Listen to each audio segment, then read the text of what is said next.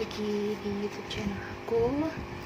Kali ini aku mau sharing pengalamanku terpapar COVID-19.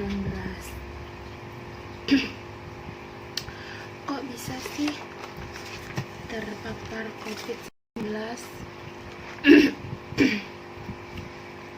Maaf, kali ini aku belum sehat banget, jadi masih ada sedikit batuk. Kalau ada yang nanya, kok bisa sih terpapar virus COVID-19? Awalnya, aku akan cerita dari awalnya kenapa aku bisa sakit itu. Pada tanggal 13 Juni 2021, aku tuh sakit. Waktu itu seingat aku tuh biasa beraktivitas seperti biasa, mengerjakan pekerjaan ibu rumah tangga. Terus aku mengalami batuk, pilek, demam, sakit tenggorokan, sakit perut itu di bagian sebelah kanan, terus mual, ada muntah, terus kayak kelelahan, buang air besarnya tuh sering gitu, diare. Terus lama-lama tuh hilang penciuman, aku nggak bisa nyium bau parfum, bau masakan kayak gitu nggak bisa.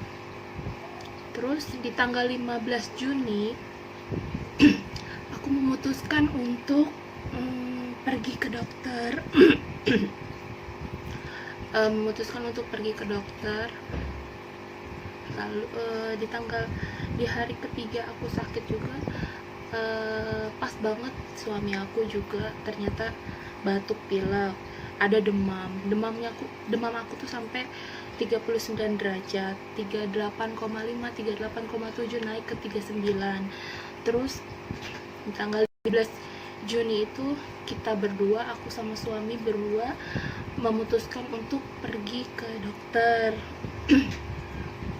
Pergi ke dokter, itu langsung disuruh tes darah untuk mengetahui, takutnya kan tipes atau sakit demam berdarah gitu yang ditakutkan ya. Terus dicek darah, ternyata trombosit aku itu sekitar masih di batas normal, tapi trombosit suami aku itu udah 80.000. Jadi disarankan oleh dokter untuk langsung pergi ke IGD, rumah sakit terdekat, mungkin untuk infus trombosit gitu, untuk donor transfusi kayak gitu, trombosit. Tapi saat itu juga suami aku nggak mau ke rumah sakit karena kita takut ya, karena saat itu kita tuh lagi was-was banget, takut virus COVID gitu. Terus singkat cerita, setelah sakit itu kita cuma minum obat yang dari dokter, sedangkan suami saya tuh nggak dikasih obat gitu. Ya udah, dia tuh sharing obat sama saya. Sakit, kita minum obat. Tibalah di hari Sabtu malam. Di rumah itu aku tinggal bertiga ya, suamiku, ibuku, dan aku. Nah, ibuku juga udah sakit sebelumnya, sama berbarengan. Tapi sebelum sakit yang berbarengan itu, ibuku tuh sakit kuru rawit, sakit di kulit gitu, di kulit ketiaknya. Tapi aku pun antar ibuku berobat, tapi itu udah sembuh. Tiba-tiba ibuku tuh demam lagi, terus batuk sama nyeri ulu hati. Nyeri ulu hati itu mungkin saja itu lambung gitu kan. Nah, di tanggal 19 Juni 2021 itu ibuku pergi ke dokter karena obatnya udah habis dan gak sembuh-sembuh. sakitnya itu diantar oleh kakakku yang cowok pergi ke klinik yang sama aku berobat, klinik yang sebelumnya ibuku berobat juga. Pergi ke klinik, ternyata disuruh tes darah. Di tes darah ternyata trombositnya tuh 95.000, rendah juga kata dokternya. Disuruh, karena ada batuk, langsung disuruh swab antigen. Ketika di swab itu di klinik itu ketemu sama kakak ipar aku, kita tuh semua sekeluarga besar sakit berbarengan gitu kan. Di klinik itu ketemu sama kakak iparku yang sakit juga, dan dia juga sama disuruh tes darah dan swab antigen, dan hasilnya itu positif. Kakak ipar aku yang cowok itu hasilnya positif, dan ibuku juga hasilnya positif. Lalu kakakku yang laki-laki itu memberi kabar lewat WA kalau kita tuh di rumah harus pakai masker. Aku dan suami ya harus pakai masker, dan disarankan untuk swab juga karena kita kan kontak erat ya sama sama ibuku tuh kontak erat, serumah kan.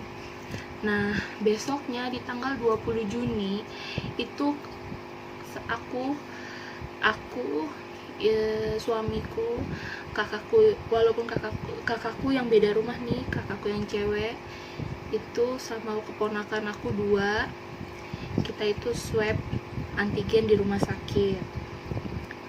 Dan hasilnya kita berempat ya, aku, suamiku, ponakanku yang perempuan itu positif, kakakku yang perempuan dan anaknya yang laki-laki, keponakanku yang laki-laki itu negatif.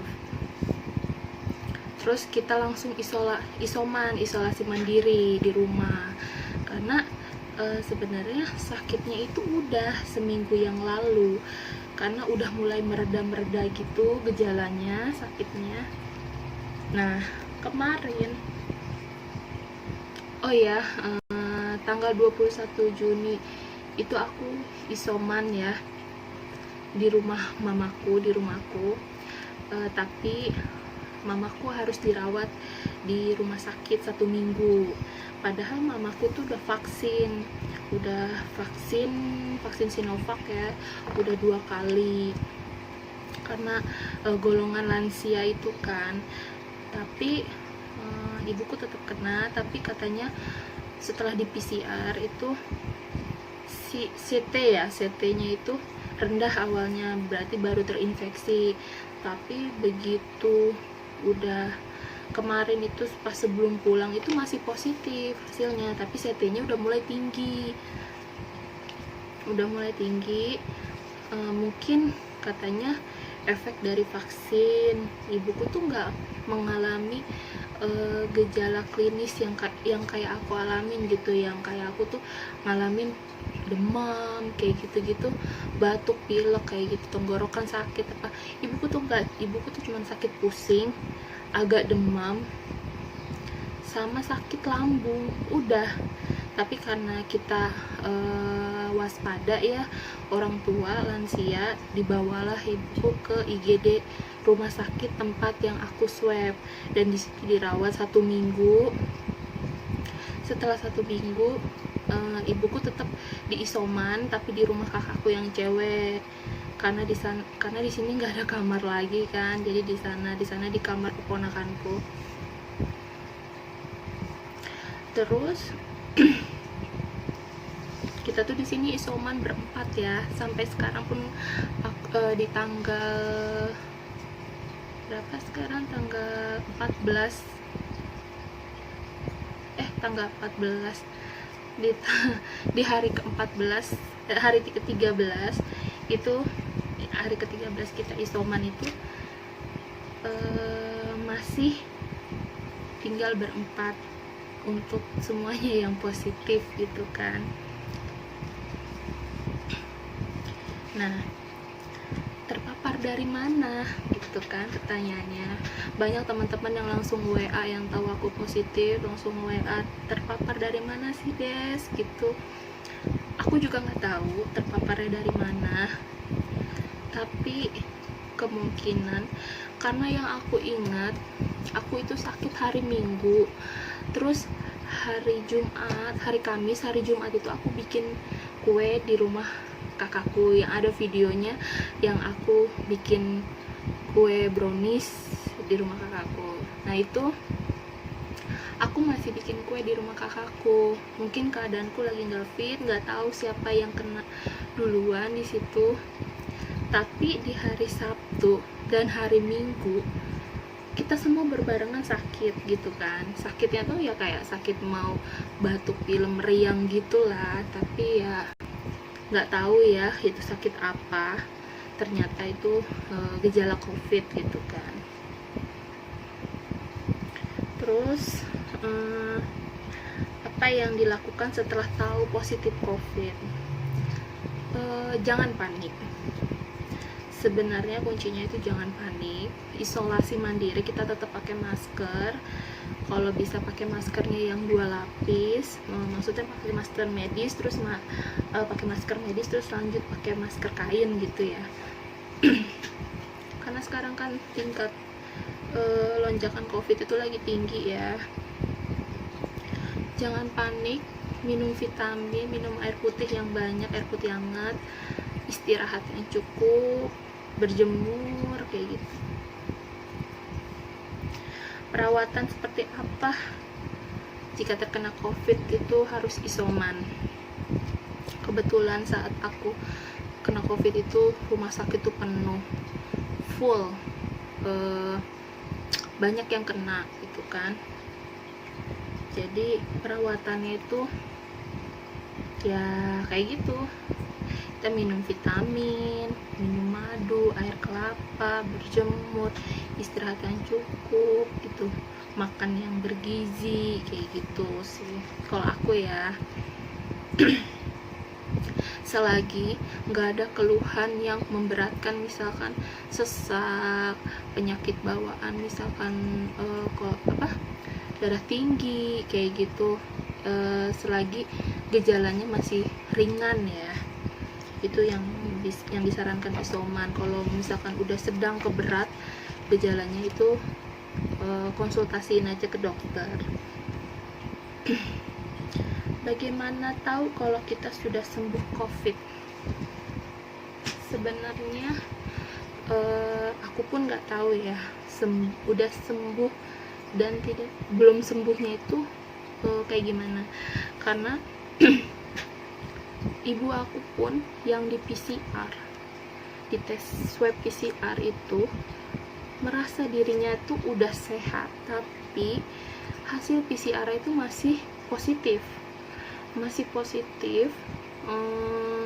tapi CT-nya itu udah mulai naik ya dibanding awal pas masuk ke rumah sakit itu.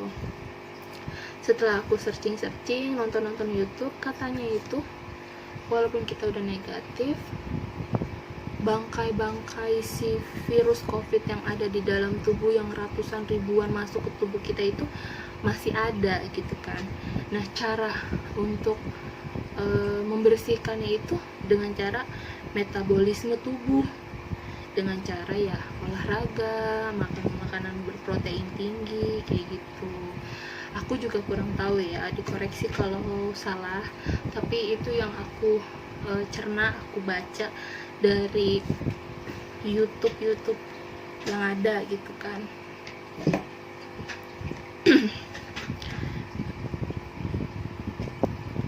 Apa yang dirasakan saat terkena COVID itu kan? Yang dirasakannya itu nggak enak banget, pusing kepala, pilek, demamnya itu naik turun gitu, sakit, terus timbul sakit tenggorokan, terus sakit perut bagian kanan itu ya sakitnya tuh kayak orang abis jalan jauh gitu, sakit banget, perut deket pinggang itu sakit, terus mual. Udah makin kesini bisa mencium bebauan, itu aku ngerasanya tuh mualnya itu ya bisa sampai muntah kayak gitu. Tapi cium bau masakan, bawang-bawangan tuh mual gitu, udah gimana gitu. Nah, sampai ibuku tuh ngiranya aku tuh hamil, sambil hamil gitu, kena covid dan hamil gitu. Tapi ternyata kan memang aku lagi datang bulan saat itu. Terus muntah, kalau aku batuk itu bisa sampai muntah gitu. Batuknya tuh agak keras, keluar dahak kayak gitu. Kelelahan, aku sampai mandi pun kayak ngos-ngosan gitu. Sesak sih enggak, tapi lelah gitu kan. Terus buang air besar tuh sering, diare, sampai aku tuh aduh lemes kayak gitu. Aku 1 minggu sakit, aku turun 8 kilo. Itu yang bikin 8 kilo gitu kan, banyak banget. Dan sakitnya tuh baru 1 minggu, ya nggak berharap lebih sih, tapi sakit baru 1 minggu aja udah turun 8 kilo, gimana yang sakitnya lama gitu kan. Nah, hilang penciuman, aku tuh sampai nggak percaya kalau hidung aku tuh udah nggak pilek, udah nggak mampet, tapi nggak bisa nyium bebauan.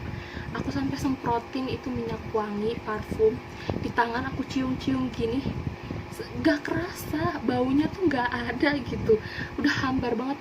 Aku pakai pencuci wajah skincare itu rasanya tuh kan wanginya wangi permen karet, itu nggak ada di muka, ya ampun. Sampai nggak percaya gitu, aduh hilang penciuman nih, apa ini cuman flu aja atau apa gitu kan. Aku udah takut aja gitu. Apa yang dikonsumsi selagi covid gitu, aku tuh minum vitamin dari kakakku sih ya, syaratnya dia, karena dia sering bantu karyawan-karyawan di kantornya itu yang kena covid gitu. Itu minum vitamin C, vitamin D, dan vitamin B. Terus minum madu murni. Ini bukannya aku menyarankan ini ya, tapi ini yang aku lakukan gitu. Aku minum madu 5 kali dalam sehari. Bayangin 5 kali minum madu, 5 sendok gitu, sampai 5 kali dalam sehari. Terus kakakku yang perempuan juga selalu bawain air kelapa hijau, setiap hari itu dikonsumsi. Terus berjemur di pagi hari, istirahat yang cukup. Aku semenjak kena terpapar covid itu aku tidur paling cepet jam 8 malam, paling lama itu jam setengah 10, jam 10 udah tidur. Biasanya tuh aku sampai bisa, kalau ngedit video bisa sampai jam 12, jam 1 baru tidur. Ini tuh langsung udah ngantuk, berat banget matanya. Sama minum obat, kalau baru awal-awal masih bergejala itu aku minum obat, dikasih suatu obat, aku lupa namanya apa, dikasih sama kakakku. Itu harganya cukup mahal, menurut aku cukup mahal, harga 200 ribuan lebih. Itu isinya ada 10 tablet, aku konsumsi berdua sama suami. Dan ponakan aku dan kakak ipar aku juga minum itu 10 tablet itu, 10 kapsul. Terus makan yang cukup dan bergizi, harus dipaksain makan. Aku gak bisa makan sayur-sayur kemarin-kemarin itu ya, karena mual. Terus aku paksain makan buah dan makan roti. Makan buahnya tuh buah pisang. Alhamdulillah ya, aku punya tetangga, punya temen yang masih baik banget sama aku, mau ngirimin makanan saat kita nggak bisa keluar, harus isolasi, dikirimin buah pisang, minum susu kayak gitu. Tapi karena perutku masih gak beres saat itu. Jadi aku minum susunya aku stop karena aku lagi diare juga kan. Jadi aku makan pisang, bisa sehari bisa 2 pisang itu aku makan, padahal sebelumnya aku nggak begitu suka sama pisang gitu kan. Tapi saat itu mau gak mau buah yang bisa aku makan ya pisang gitu, yang mengenyangkan.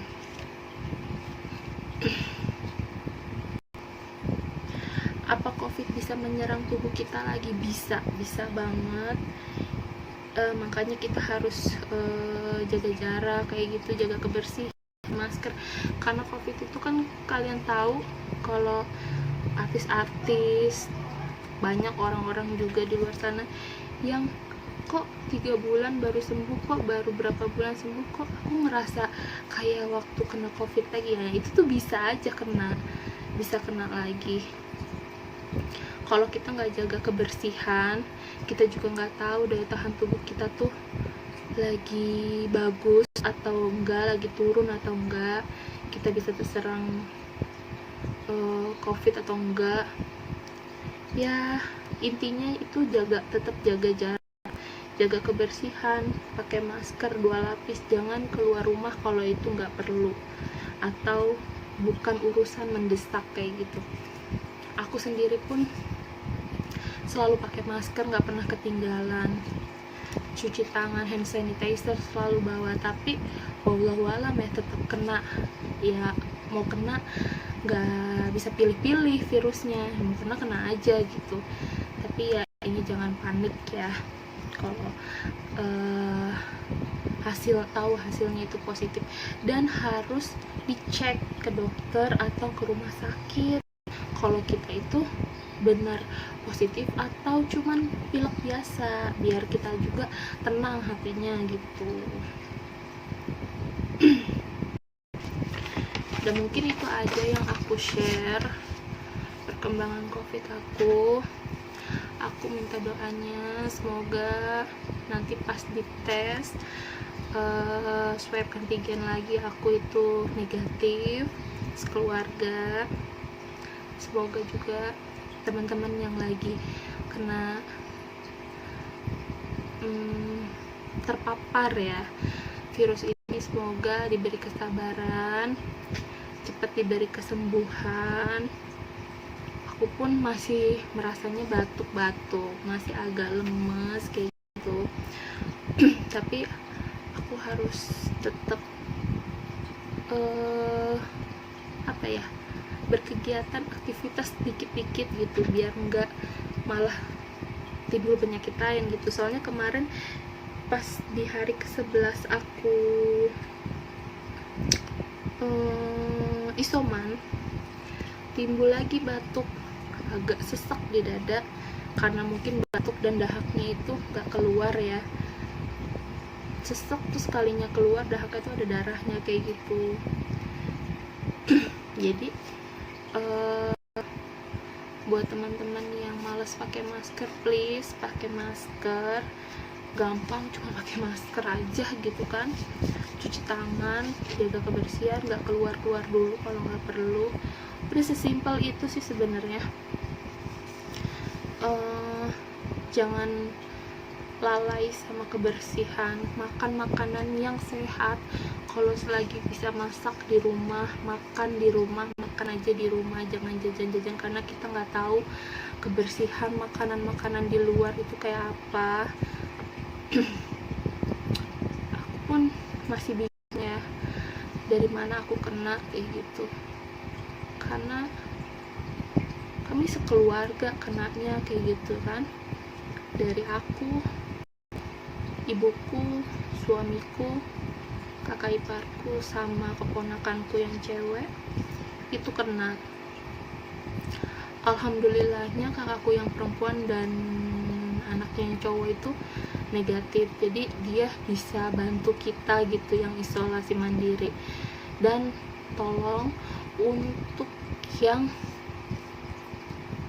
tetangga, saudara, temen yang tahu kita kena COVID dan kita jadi penyintas COVID, jangan jauhin COVID.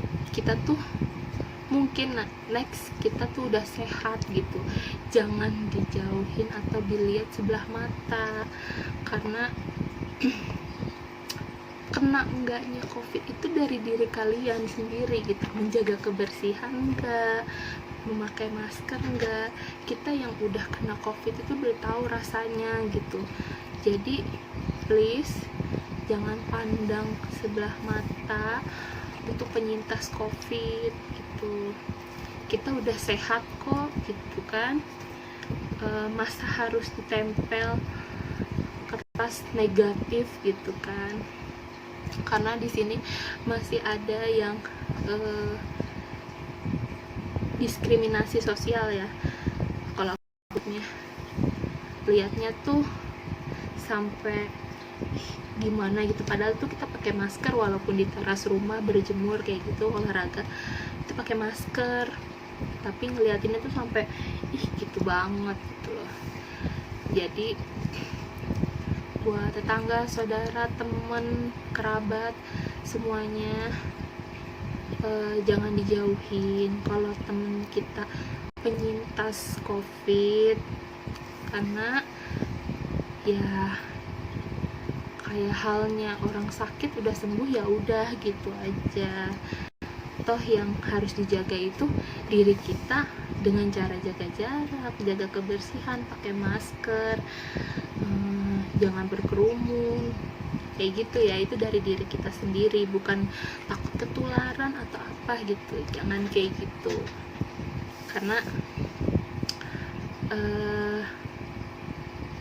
itu semuanya kita nggak ada yang tahu, bisa kena COVID atau enggak tuh nggak ada yang mau juga kayak gitu. Semuanya itu udah takdir Allah ya, kembali lagi gitu, takdir Allah. Kita nggak ada yang mau kena COVID, kita juga udah berikhtiar menjaga kebersihan, menjaga kesehatan, udah ikhtiar, kita udah maksimal pakai masker segala macam, tapi qadar Allah menakdirkan kita buat terpapar, ya sudah kita terima dan kita minta kesembuhan juga biar kita tuh bisa beraktivitas kembali, bersosial kembali, walaupun kita harus berjarak begitu.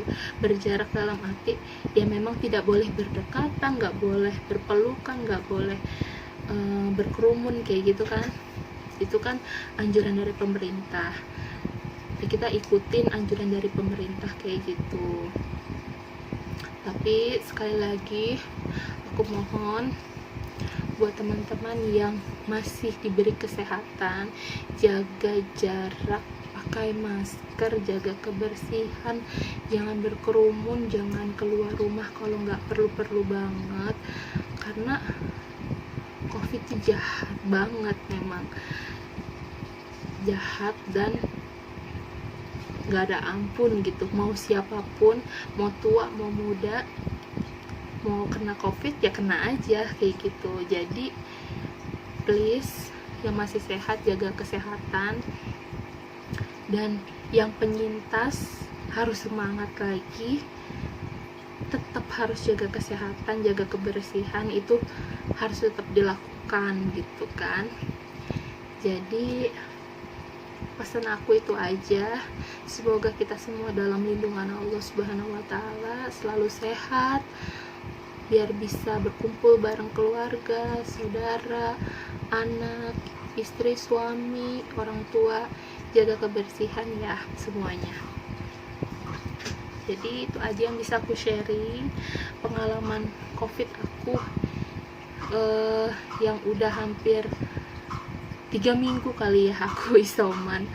Aku lebihin karena yang 2 minggu itu aku kena COVID, bukan 2 minggu, yang 1 minggu aku sakit bergejalanya, yang 2 minggunya aku isoman karena aku baru setelah 1 minggu sakit aku baru tes swab antigen. Jadi